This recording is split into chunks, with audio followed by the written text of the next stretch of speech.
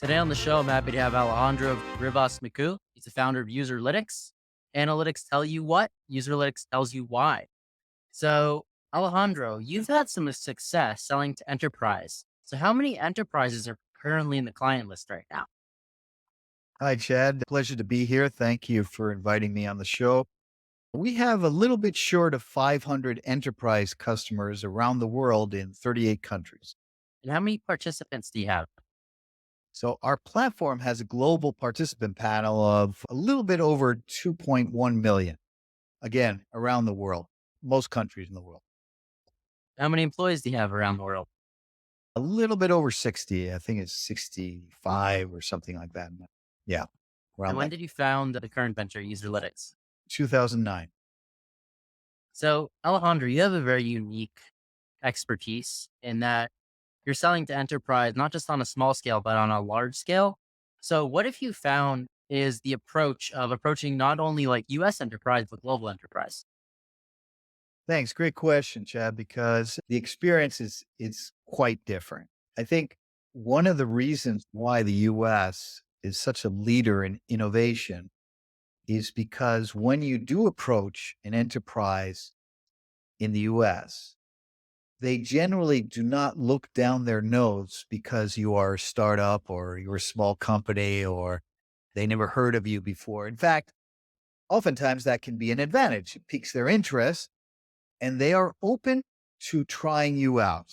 They don't write you off. And I've had business customers in other countries say, okay, once my competitors are using you, then I'll use you, which is a weird way of thinking, but a lot of organizations have that approach. Now, in the US, having said that, people are also very demanding. If you go to an enterprise customer, they will be very open with you about, look, I don't like your product because of this or because of that, or you need to do this or you need to do that. But if you do that, then I'm ready to try you out and pay for your service, your product, which is great because that negative feedback, or I would say critical feedback, is crucial for a startup or a company just starting out to improve their product offering. Again, the difference overseas frequently is people will be more polite.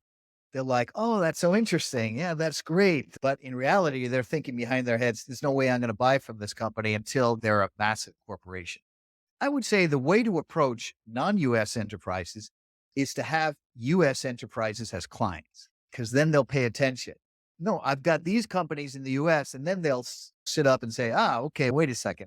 That means they're onto something. Let's investigate. Within the US market, are you approaching the big guys like the Fortune 1000?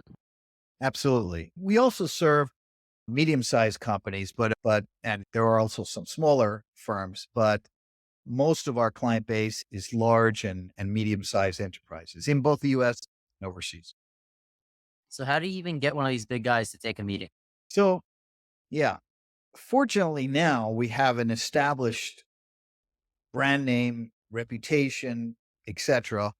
And it's an established market. So people are looking for our service and they find us, and that makes it a lot easier. When we were starting out, it was very difficult because at the time, it was an emerging category, user experience research.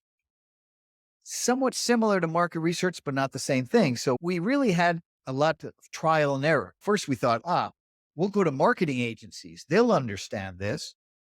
They did. Not then. We'll go to market research agencies. They'll love this. This is just going to make their lives easier. Nah, they were used to a different way of doing things. We went to designers and developers and marketers within large corporates. Wasn't the right audience.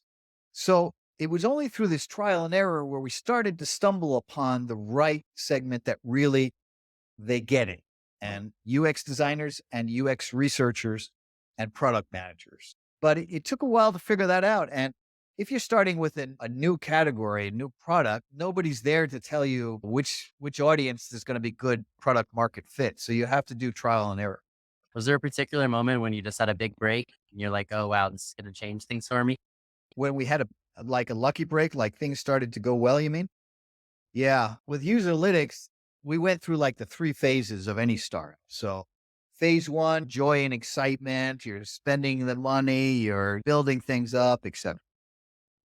Then phase two, journey through the valley of the shadow of death, where things are just not working out. And it's, oh my God, nothing that I do seems to work. I'm doing all this trial and error.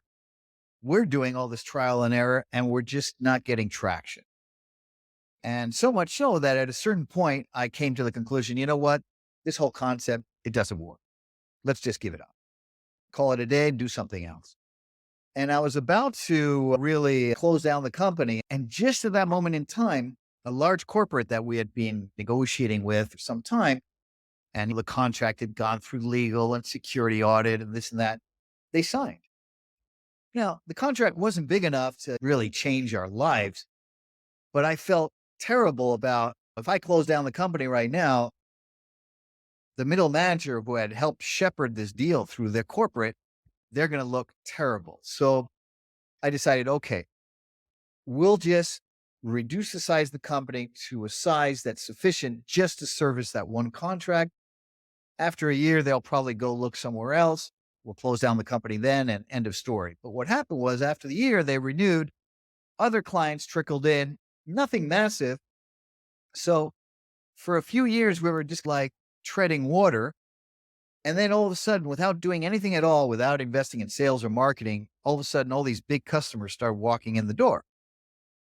And that's when we said, whoa, wait a second. Maybe the concept wasn't bad. It was just too early.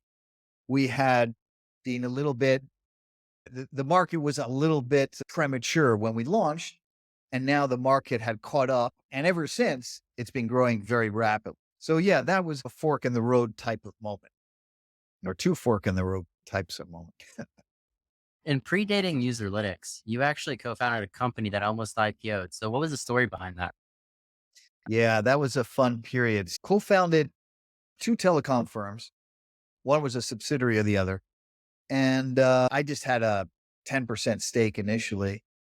And we grew very fast. So in a matter of a few years, we were at 30 million in sales and growing tremendously. And at that time, there was a lot of positive energy, if you will, in the capital markets. And so Goldman Sachs, Morgan Stanley, they came and they competed to take us public on the NASDAQ as well as on the Spanish market. And they told us that the valuation was between 1.5 and $1.7 billion. So I was like, wow, this is great. Capital markets change, sentiment change, and all of a sudden the IPO was canceled. So I visited my co-founders who they had a company in New York, and I saw that they were running out of cash. And I said, oh my God, I better do something quick. So I actually put together an MBO offer, made an offer for 600 million. It was not accepted. 2 months later, they changed their mind and they accepted it. But by that time, the market had continued going down, market sentiment.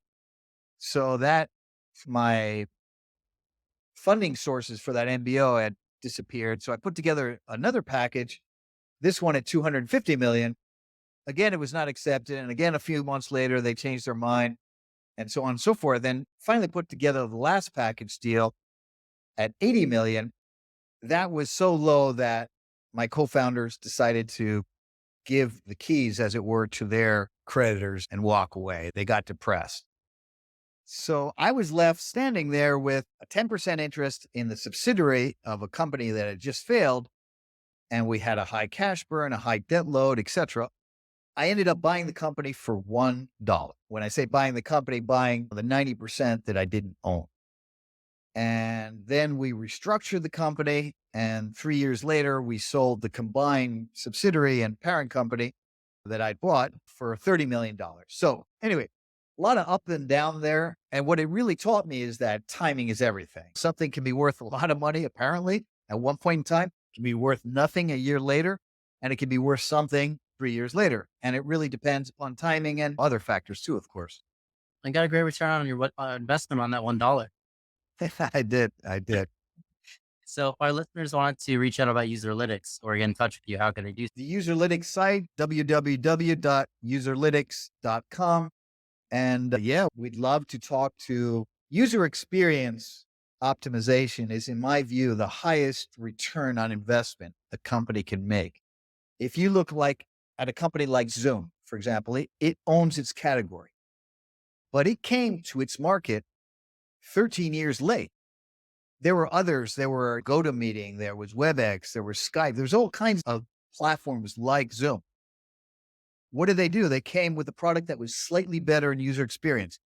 Bingo. They own the market.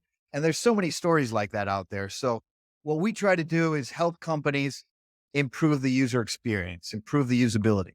And yeah, we'd love to talk to any of your listeners that are interested in that. Thank you, Alejandro, for coming on the show and everybody for listening to another episode of Failing to Success. If you like the show, make sure to subscribe.